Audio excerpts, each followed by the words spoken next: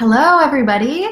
This is Erin Korselman coming to you live from my workspace in Minnesota. So I'm happy to be here. I'm happy for everybody who's going to come on and get a taste of this new video series that I'm going to be putting out over a series of the coming weeks. So like I said, my name is Erin Korselman. I am the founder of Honestly ADHD.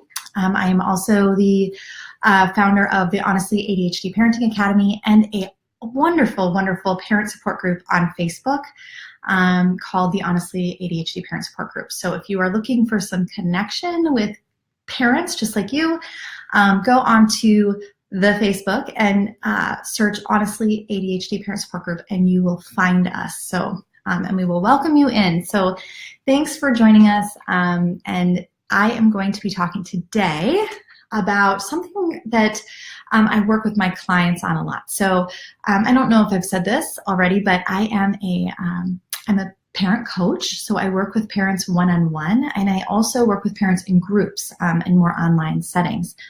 And so when I work with my clients, I talk with them about 7 principles for raising kids with ADHD. These are my principles. And when I created these principles, I came up with this idea that parents often feel lost when trying to decide what to do with their kiddos.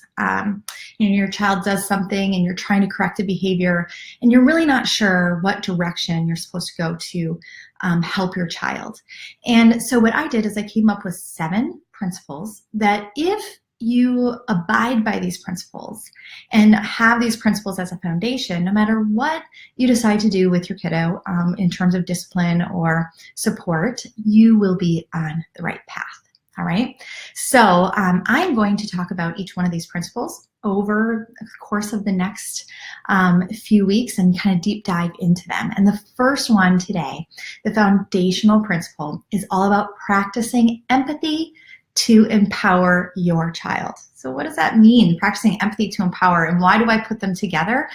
I put them together because often when I talk to my coaching clients about practicing empathy, they immediately begin to think, you want to coddle your kid. You want me to coddle my kid. You want me to make excuses for them or accept their shortcomings.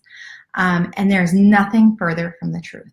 We put empathy together with empowerment because we want, at the end, our goal is to have our children be independent, successful, like very, members of society that are contributing and happy.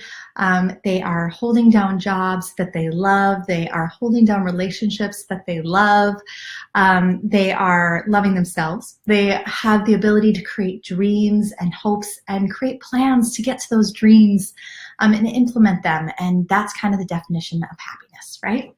So at the end of the day, what we all want for your child, my child with ADHD, is to ensure that they are empowered to be independent. Now, the way we get there is not always through tough love and discipline, especially not for kids with ADHD. The way we get there is through empathy, okay? And the way I like to talk about this too is that these are bookends. So we have empowerment is the goal, and empathy is how we're going to get there. And there's a whole bunch of stuff in between. So when we're talking about teaching children, especially with ADHD, how to thrive and be successful and be empowered to independence, we first need to start by teaching really well. We need to start by teaching them and finding out where they're at. Now, any teacher, anybody who teaches math or science or social studies, anything, they will tell you that you need to know a couple of things when you're teaching your children, when you're teaching a child effectively. You need to know where they're starting from, and you need to know, and they also need to have their trust, okay?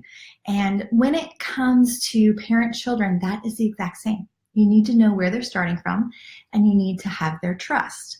So we're going to talk a little bit more about how to build trust in the next segment because I want to keep these super short.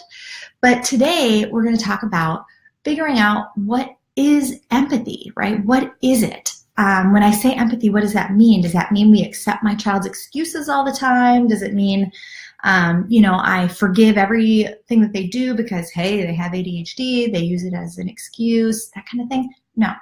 What empathy is the ability to step into someone's shoes and imagine yourself there. Imagine how they see the world, how they see a particular situation, how they, how they view themselves and their abilities, and to understand how they feel based on that. So really being able to step into their shoes and see how they view the world, and starting with them there from that point. Now, this is super important. It's really, really important that you do this with your kids because they want to be heard. They want to be understood. They don't need to be agreed with all the time, but they do need to be heard and understood. Those are two different things. Empathy does not equal